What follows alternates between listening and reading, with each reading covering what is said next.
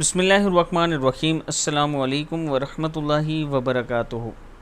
آج میں اپنے دوستوں کو ایک ایسی دعا بتاؤں گا کہ اس سے پڑھنے سے عرش پر آپ کا تذکرہ ہوگا۔ اس سے پہلے میں اپنے تمام دوستوں سے گزارش کروں گا کہ اگر آپ نے ابھی تک میرے چینل عابد راجہ کو سبسکرائب نہیں کیا تو ضرور کر لیں تاکہ ڈیلی آپ تک اچھی ویڈیو پہنچ سکیں۔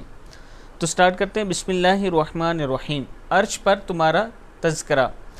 سبحان اللہ لا الہ الا اللہ الحمدللہ۔ حضرت نعمان بن بشیر رضی اللہ تعالیٰ عنہ فرماتے ہیں کہ رسول اللہ صلی اللہ علیہ وسلم نے ارشاد فرمایا، جن چیزوں سے تم اللہ تعالیٰ کی بڑائی بیان کرتے ہو ان میں سے ایک یہ ہے، یہ کلمات عرش کے چاروں طرف گھومتے رہتے ہیں، ان کی آواز شہد کی مکھی کی بنبناہٹ کی طرح ہوتی ہے۔ اس طرح یہ کلمات اپنے پڑھنے والے کا اللہ تعالیٰ کے بارگاہ میں تذکرہ کرتے ہیں۔ کیا تم یہ نہیں چاہتے کہ اللہ تعالیٰ کی بارگاہ میں کوئی تمہارا ہمیشہ تذکرہ کرتا رہے؟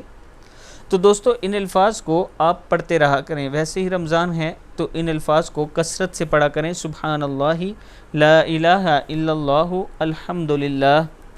اس ویڈیو کو آپ نے آگے ضرور شیئر کرنا ہے۔ السلام علیکم ورحمۃ اللہ وبرکاتہ۔